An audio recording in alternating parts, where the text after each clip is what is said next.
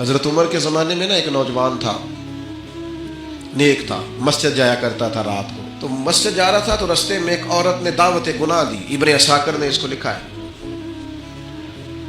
تو نوجوان تھا، خواہشات تھی، کچھ طبیعت مائل ہو گئی. ابھی ادھر جا ہی رہا تھا کہ کسی نے آیت پڑھ دی، والی من خاف مقام ربی جنتان، جو رب کے سامنے کھڑے ہونے سے ڈرے گا اللہ 2 جنتیں دے گا. واقعی ڈر گیا، واقعی ڈر گیا. اتنا ڈرا کہ بے ہوش ہو کے گر پڑا. بیماری سے لوگ بے ہوش ہوتے ہیں، پیسے ڈوب گئے بے ہوش ہوتے ہیں، بچے کے غم میں بے ہوش ہوتے ہیں. سچ بتاؤ کبھی خوف خدا سے بھی بے ہوش ہوتا کوئی دیکھا ہے؟ ہمارے ہاں تو روز مرہ ہی نہیں ہے بھائی. اور بڑی باتیں ہیں بے ہوش ہونے کی، ڈرنے کی، غش کھانے کی. بے ہوش ہو کے گر پڑا. بوڑھے باپ کو کسی نے بتایا بچہ بے ہوش پڑا ہے. اٹھا کے گھر لائے. گھر لا کے کہا بیٹا کیا ہوا؟ نوجوان ہے، چڑھتی جوانی ہے، پر پاکیزہ بڑی ہے.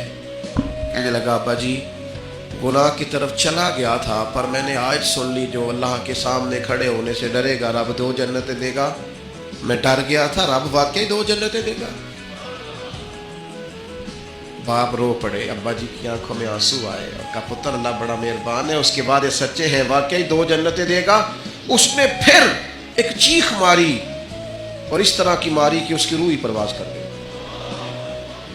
روح ہی پرواز کر گئی. کشتگان خنجر تسلیم را، عشق کی خنجر سے قتل ہو گئے لوگ. صبح حضرت عمر کو پتا چلا کہ انہوں نے تو رات جنازہ بھی پڑھ دیا، تدفین بھی کر دی. جناب عمر فرمانے لگے اتنا نیک نوجوان خوف خدا سے دنیا سے چلا گیا، مجھے کیوں نہیں بلایا میں جنازہ پڑھتا. فاروق اعظم فرما رہے ہیں میرا شوق تھا میں اس کا جنازہ پڑھتا. کہ حضور آپ کو تکلیف نہیں دی. فرمایا بتاؤ قبر کہاں ہے؟ تے کامل پیر انہاں دے باہو قبر جنہ دی جیوے. حضرت فاروق اعظم قبر پہ تشریف لے گئے اور کھڑے ہو کے فرمانے لگے نوجوان مجھے امید ہے میرے رب نے تجھے 2 جنتیں دی ہوں گی. ابن عساکر کھول کے دیکھو تاریخ بغداد نے کیا لکھا ہے. حضرت سیدنا فاروق نے فرمایا امید ہے 2 جنتیں دی ہوں گی. قبر کے اندر سے بولا